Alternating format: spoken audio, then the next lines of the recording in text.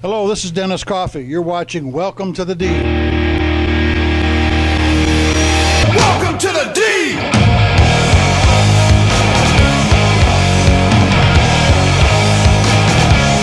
Welcome to the D!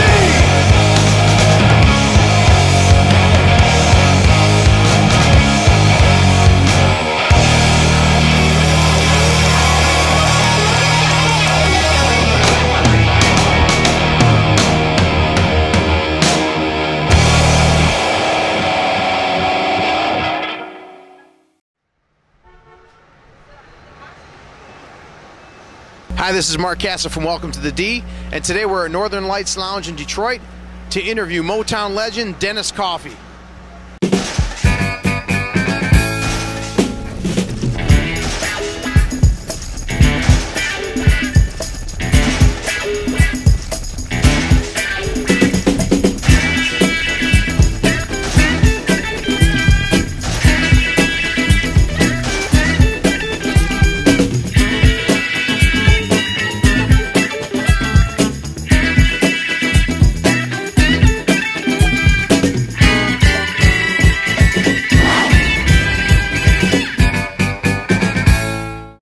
Dennis, welcome to the show. Thank you. Great to have you here. Good to be here. All right, let's start. Why don't you give us the Reader's Digest version of your career so far, how you started, when you started, and I guess it's a mile long anyway, but let's condense it for a minute here and give us a recap. The recap is I did my first recording session when I was 15. I was going to McKenzie High School in Detroit, and I contracted the rest of the musicians and made sure that one of them had a driver's license because I didn't. And you can hear that on YouTube. It's a song called I'm Gone by Vic Gallen. You can pull that up on YouTube and hear me taking my first two guitar solos on a record. We better not let me your side, honey, I'll be gone.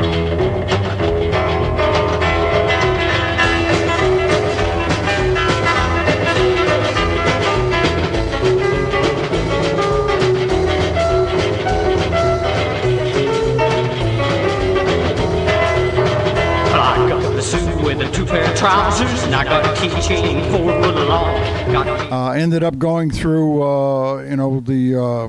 being with the Royal Tones, working the clubs, playing with Del Shannon, and playing a lot of Northern Soul records with the Volumes, and J.J. Barnes. Went from there to playing the Golden World records with the Rick Tick label over there with Edwin Starr and those guys, and then ended up at Motown. And then I was playing at Motown during the day, and I was working for HDH at night when they had Hot Wax and Invictus. And then out in L.A. I was playing at Mo West and everybody out there, and producing with Mike Theodore. We were doing CJ and Company and the Gallery and Scorpio and things like that. So that's basically what we were doing, plus Mike and I discovered Rodriguez, and we're involved in the soundtrack for that Academy Award winning documentary, Searching for Sugar Man, and I'm still out here going strong and having a good time.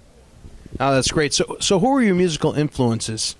You know, back in the early days, I started off learning country music, and it was probably Hank Williams and Johnny Cash. I had two cousins in the Upper Peninsula, and they were playing some guitar chords, Marilyn and Jim Thompson, and they showed me some chords, and I got started doing country music, and that went into rockabilly, doing the Carl Perkins, and I saw Elvis live when I was about 13, and that was Scotty Moore playing with him, and that kind of went into the Jimmy Reed and the B.B. King and the blues, and Chuck Berry, the rock kind of guy, and ended up sitting in front of Wes Montgomery watching him play jazz at the Drum Lounge, and going over to Joe Pass's house. So it started with country and ended up with all the jazz stuff, and I'm playing everything in between. Well, so you're playing Scotty Moore licks and that kind of stuff. How did that morph into from country and rockabilly into the real funky style that you really became famous for? You just kind of follow your heart to what you like. You know, when I was with the Royal Tones, we made a few records, and then we also were playing top 40 in the clubs. So doing that, you learned all the records on the radio, and I just gravitated towards the funk. And it was interesting because I was playing at the Frolic Show Bar with Lyman Woodard on organ and Melvin Davis on drums, and we were playing psychedelic funk and opened up for the MC5 at the Grandee, and you just gravitate where your heart takes you.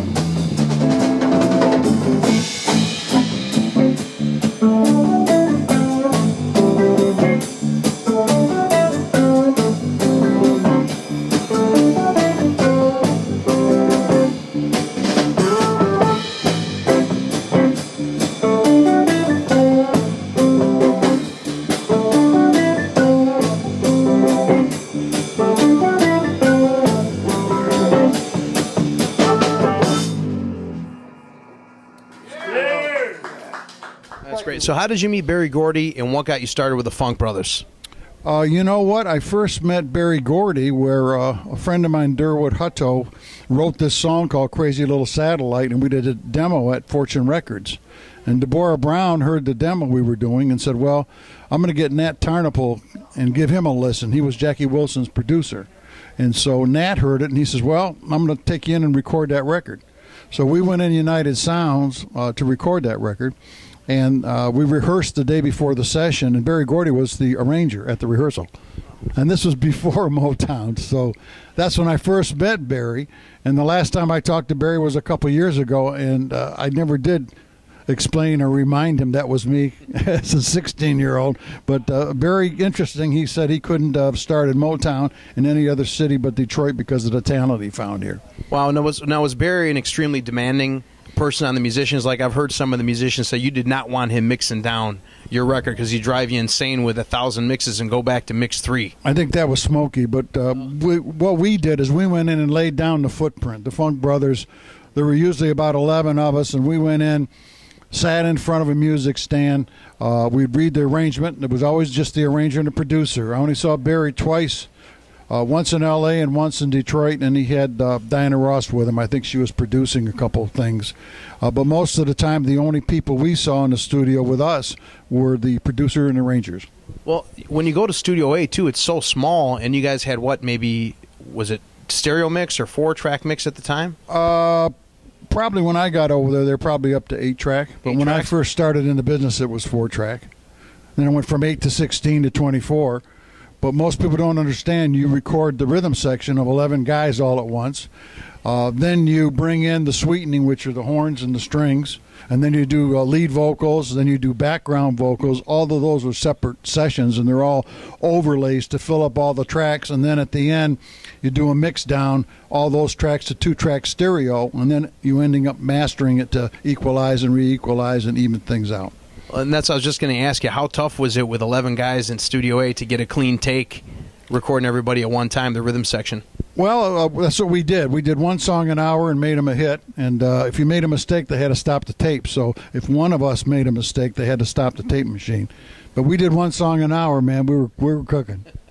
So who was your favorite songwriting team at Motown? Was it Smokey, Holland Dozier Holland? Who was your favorite to work with? I think I liked working with Norman Whitfield the best because he was a master at dynamics. He would always be doing these breakdowns. He'd be right in the room in front of the two drummers, conducting and counting off the songs.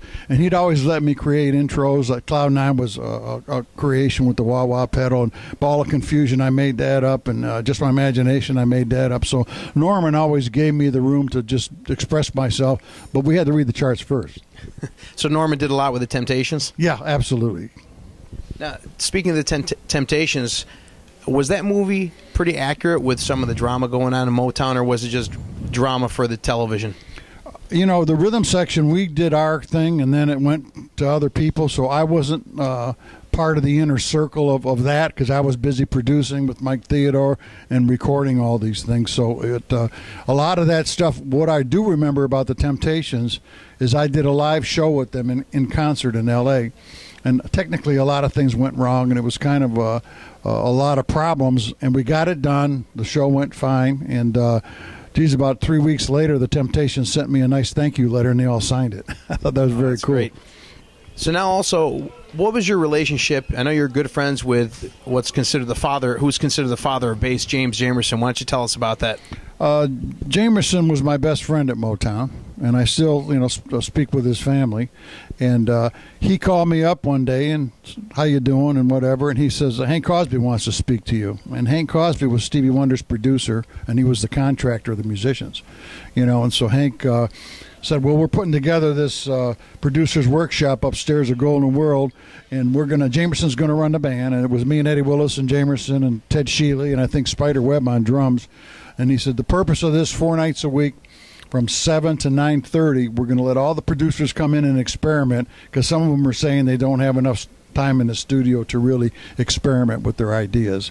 So we did that 4 nights a week, and that's when I first met Jamerson. And then we were rehearsing a couple of months, and then Norman Whitfield came in. I knew him when I used to work at the 20 Grand back in at Motown. Actually, he'd come in there. So he was the Temptations producer, and he came in and brought up this arrangement, Cloud 9. And he says, I want you guys to run this down and see what we can do. And I had the wah-wah pedal, and I pulled it out and put it on Cloud 9, and Norman says, bam, that's it. So within 2 weeks, I was doing the Temptations, and that's it. I was there all the time then.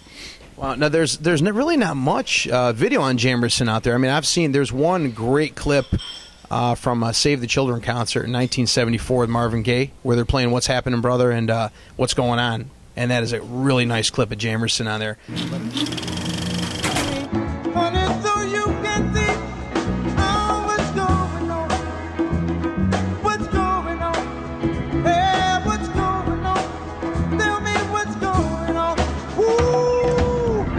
But are there any unreleased tracks of Jamerson that are kind of held back for any kind of legal reasons or anything? Well, I have a live CD, but it's never been out.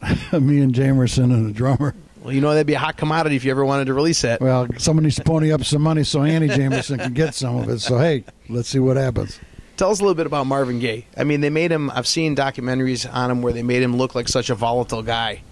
How did he become such an icon in Motown, and how did he become the first guy to be able to write his own album, right? Well, I did the I Want You album with Marvin out in the West Coast. And, so he was very cool. He was in the studio while we were tracking, and he'd be talking to us, trying to, get us tuned into what he was trying to do. Very, very laid back, very nice guy.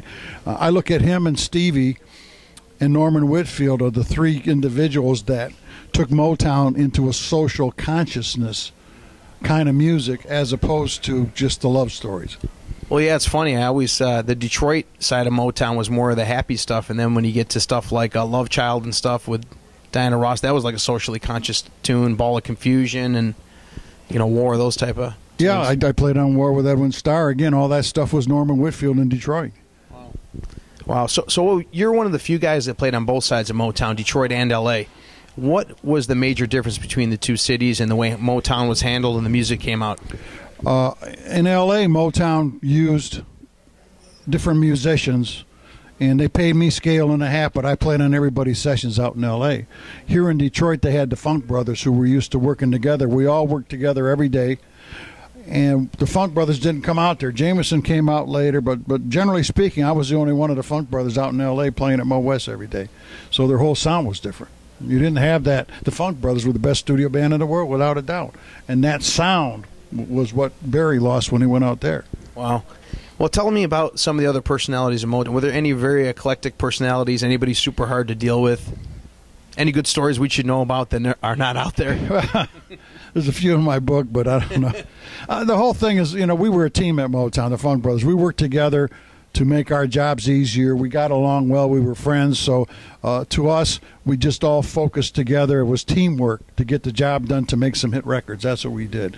And most of the producers, if you come into Motown or you're an arranger from the West Coast and you start messing with the musicians, you're going to be probably not going to get a good record.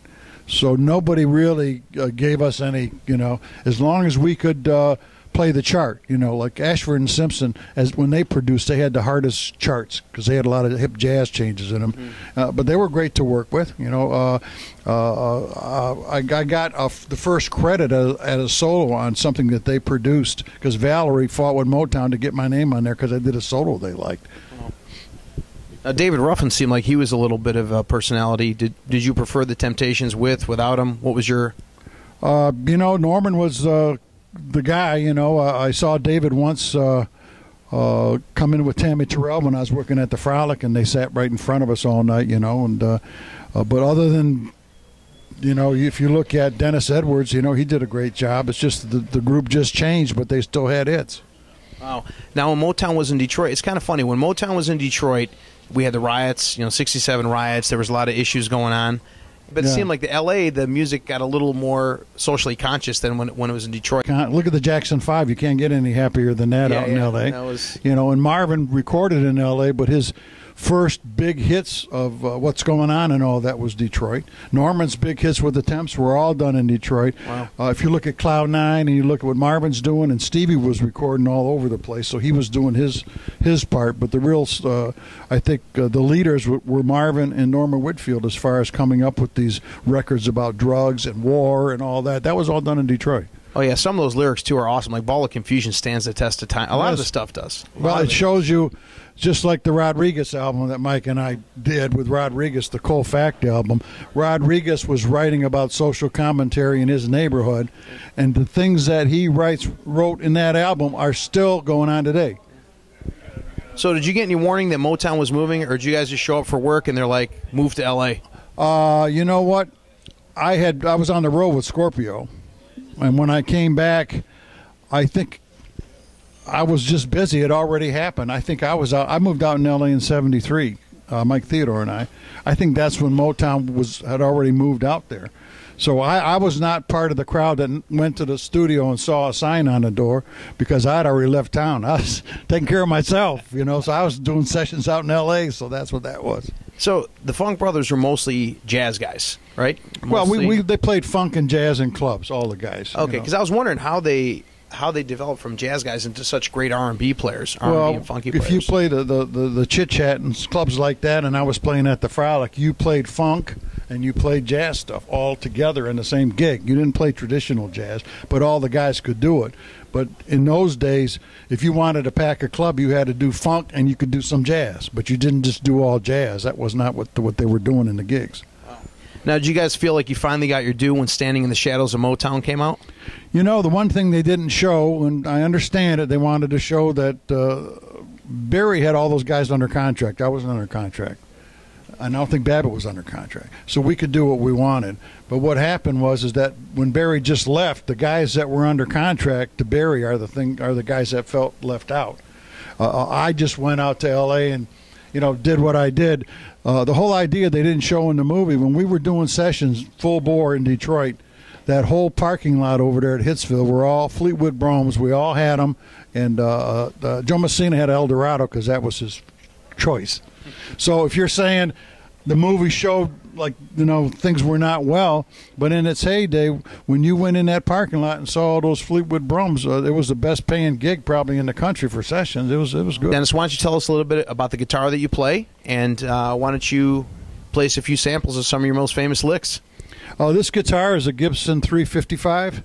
Gibson gave me this after I played with Les Paul, and it's got what I want on it, so it's customized to what I prefer, and it's a great guitar, and this is my main guitar right now. So I've taken it all over the world right now. I've taken it to London and Paris and all over North America, so this is the guitar. It's a great one. All right, Dennis is going to demonstrate the haunting lick from the Motown classic Ball of Confusion.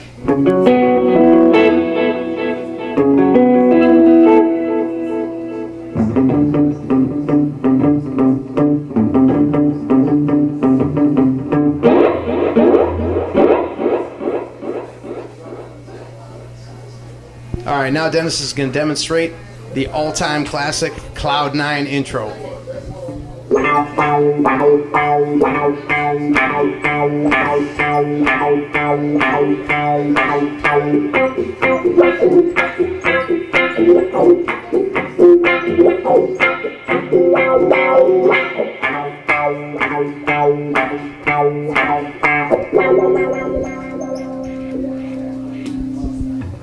All right, another classic here, Just My Imagination from the Temptations.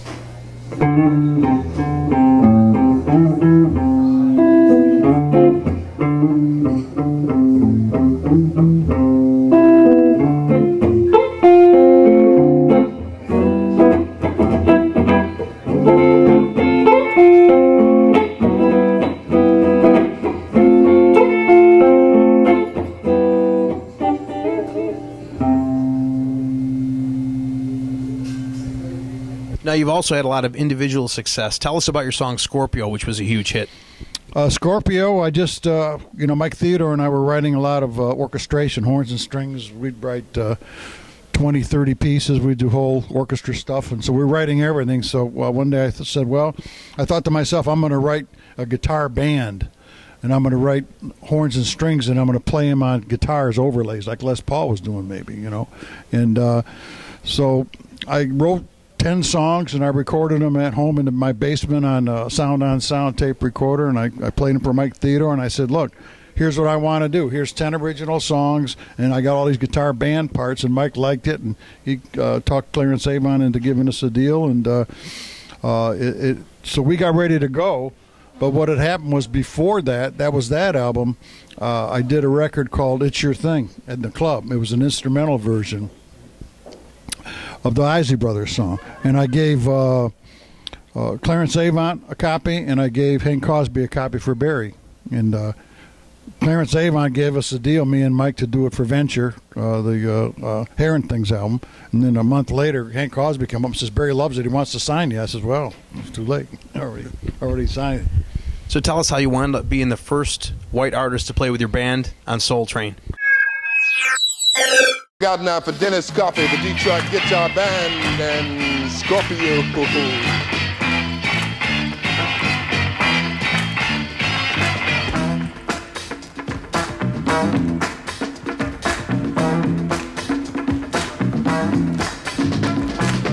I met Don Cornelius doing a concert in Chicago, one of the big stadiums, McCormick Place or something. And I just know either Clarence was involved or whatever, Clarence Avon, but we got the call, and we did the show live, and it was so packed you couldn't move in there. And the people that worked there told me that because of the popularity of Scorpio and everything, that 25% more people showed up than they could fit in that little studio. So it was like, wow, it was wild. So how did you land the score to the movie Black Belt Jones? I told Clarence when I moved out to L.A., one of my goals was to do something with a movie. And then he was friends with Warner Brothers, so he said, well, this Jesus, did an album, and they had all the underscoring done, but they didn't have a theme and a love theme. And that's what it needed me. So I wrote the main theme, and I wrote the love theme and put it in the movie. So that was my movie shot. And you also wrote something for Enter the Dragon? No, I covered Lalo Schifrin's song. He wrote Enter the Dragon. So I did a cover of that for Japan because Clarence was talking to, I think, A&M, and they released that in Japan. And when I did a session with Lalo Schifrin in L.A., he came up and says, man, I appreciate you doing a cover, the Enter the Dragon thing on one of my songs. So what was the Detroit music scene like in the 60s and 70s? Were you socially active? Did you play at the Grandy Ballroom? Did you meet, like, you were talking about the MC5 earlier, or like Iggy and the Stooges, or any of those great bands? You know what? We opened up for the MC5 at the Grandy, and then I did a thing at the State Fair, and Ted Nugent let me use his amplifier stacks, so I wouldn't have to move mine up there. And but generally, we were doing the funk stuff and playing in the clubs, and we were in the sessions like night and day, nonstop sessions. I was doing 18 sessions a week here and in L.A., 3 hours a pop, so it was busy. Wow. Now, another Motown band, Rare Earth, sold a lot of records for Motown, but it's funny, when you go to the Motown Museum, they just show that they had a Rare Earth record label, but nothing on the band over there. Yeah, there's something on the band at the museum. Yeah, I've seen it. I took the tour. I don't know how I missed it. So, but they have it there. They move stuff around. I saw something there, and Mike Theodore discovered Rare Earth. We did an album on them. We did 4 cuts on them, and Clarence Avon got them signed to MGM, the Maverick label, and they had a album out. Rare Earth had an album out called Dreams and Answers. So we discovered them, and then Motown got interested, and then Clarence brokered a deal to shift them over to Motown, and Mike and Theodore got some royalties when it was a hit and all that stuff. So it was cool. Oh, and it's funny. I always found it funny that, or not funny, but it was kind of neat the way a lot of the Motown artists cover the same songs like Get Ready, and like the Temptations did it, Rare Earth did it. There was just every song was done by a lot of different bands. And we did a lot of different albums. Like they might have 3 or 4 producers all cutting stuff on the Supremes or all cutting stuff on this artist. And then when they had their quality control meetings, they would decide what producers' records came out. What are some of your best and worst times in Motown? I don't have any, other than the time I fell down and broke my guitar neck on the ice in the wintertime. I don't have any bad times at Motown. It was great. We went in and we did our job and got paid some good money, so it was cool. All right, so let's shift gears here. Sixto Rodriguez, How did you discover him? We discovered him. Harry Balk first had him to his label. We did 2 songs we arranged on him, Mike Theodore and myself. And then Harry dropped him from the label because he said he was too crazy. That's what Harry said. So anyways, we got a call, I think it was from his manager, Rainey at the time, that he was no longer with Harry, and she told us to go hear him at the Sewer, which we did, and we liked what we heard and got him signed to Clarence. Wow. Now, did you write any music on the Cold Fact album? I wrote a couple things, but we did all the arrangements and productions. So you discover this guy. He's got great lyrics, everything, but he's a little bit of a tough character to deal with. Did it kind of boggle your mind that his music didn't take off? No one knew. Clarence believed in it. Mike and I believed in it, and just it never went anywhere. And then I think the movie did the trick. So that was a big gap, though, in there. So many years that nobody knew who he was. But who knows? What was your reaction when you found out that he was huge in South Africa? That was very much towards the end of the thing, and then we all started wondering, well, where's the money? And I don't know where the money is because it didn't come this way, as far as I can tell. So it might still be in South Africa. I don't know. What did you think of the movie? I thought Malik did a great job. Great job. Good film. Now, in Rodriguez's albums, there's also like orchestras and that, those type of players on there. Not a full orchestra, obviously, but orchestral players. Were those like just hired guns? Yeah, we hired the symphony players to do our string parts, and we had the Motown horn section doing the horn stuff, and we wrote out the parts and brought them in, and that's where that was, Wow, so you recently opened for Rodriguez a sold-out show in Europe? Yeah, I opened up for him in Birmingham as a 2,000-seater about a month ago, and then a 5,000-seater I opened up in London for him. So how happy were you to see him finally get his due? It was good. I mean, he worked hard, and he certainly, why it took this long, I don't think anybody can answer it, but better late than never. I mean, he did a good show, and things were well. So are you currently working with any bands or evolving new musicians? The guys here, some of the greatest players in Detroit are up here all the time. They're sitting over there. Maybe you want to talk to them a little bit. Yeah. They're all sitting there. But there's a lot of great musicians in Detroit. It's funny how many bands that you don't realize, till you find out this guy's on tour with this backing band from Detroit and everything. It really is amazing. So what new material do you have coming out? Negotiating with Mac Avenue, their Detroit Music Factory label. The CD's done. They expressed an interest, so we're contractually looking at the contracts now. Nice. So after 50 years, how many years have you been playing music? Well, it's been over 50 probably. How's the passion for the music still holding up? If I didn't like it, I wouldn't be doing it. I'll be honest with you. I'd be just whatever. But I have the passion because it's still exciting. That's great. So when Dennis Coffey goes home at night, what do you listen to?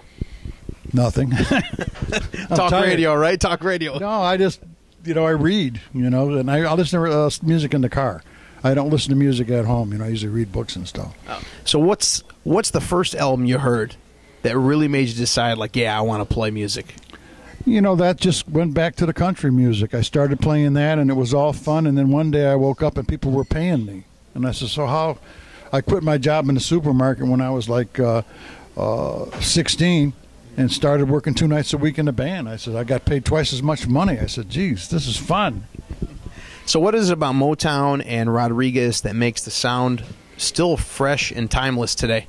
It's all part of the Detroit music scene. There's the best talent. Just Barry Gordy said it, and I agree. There's the best talent in the world here, and it always and the audiences here are always so great. They show up to hear the music, so the musicians keep playing, so they have a chance to really learn their craft. And there's you can go hear music still every night of the week in Detroit. Wow. So what do you think about the current state of the music industry, where it's kind of like wide open with the internet, as compared to the days when Motown was around and everything was pretty controlled as to whatever the radio released to the people is what they liked? Well, the big change is American Idol, even though it's a small segment of society, but it bypasses the whole A&R department, and it gets a chance for these young artists at least to get deals. In the old days, we had to pay our dues in the clubs, but at least when people are very talented, they get a shot at it. So that's a good thing. And I think the business is going through a lot of changes, and I'm not sure how it's going to end up. Everybody's got a little studio at home, and everybody can put YouTube stuff. So it's just technology, and it's change. Where it's going, I don't know. Nice. Now, you also wrote a book. Why don't you tell us about that? got a book called Guitars, Bars, and Motown Superstars on University of Michigan Press, and it's on Beco Publishing worldwide. So I just decided to write a book while I could still remember what was going on. And I'd rather write it from the perspective of someone who was there. There's no ghostwriter. I wrote this. And at least that's what I saw through my viewpoint anyway. So you play a steady gig here at Northern Lights Lounge in Detroit.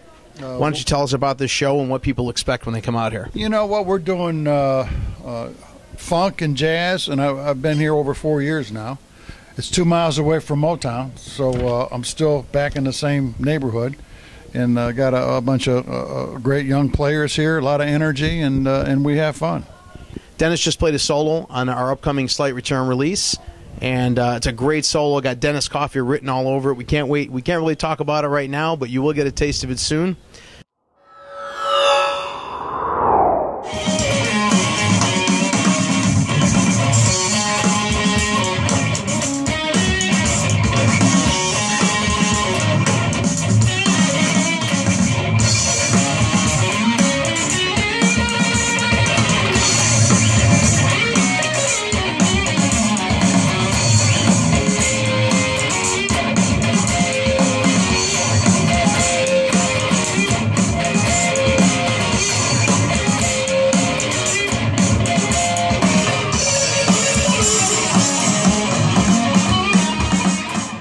Once again, Dennis, thanks so much for taking time out to hang with us today. Motown legend, not even Motown legend, music legend, Dennis Coffey. Thank you. Thank you very much, Dennis. Thank you.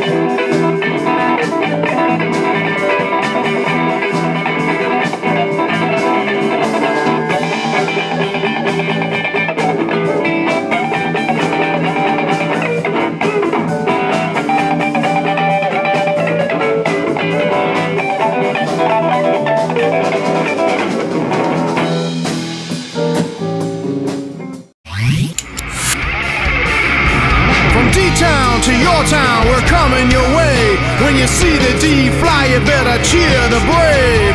Welcome to the king that's crowned. We're from Detroit